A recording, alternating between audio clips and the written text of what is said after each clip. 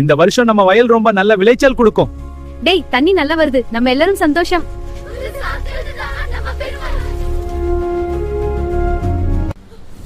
நான் இருக்கிற வரைக்கும் நீங்க யாரும் சந்தோஷமா இருக்க முடியாது.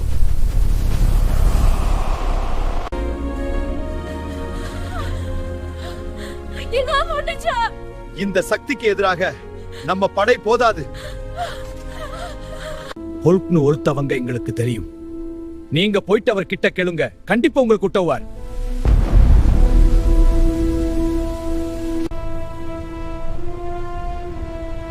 ஹல்க், கடைசியா உன்னதான் நம்பி இருக்கோம். தயவு செய்து வந்து எங்களுக்கு உதவி பண்ணும். இந்த மக்களோட வாழ்க்கை உன் கையில தான் இருக்கட்டு.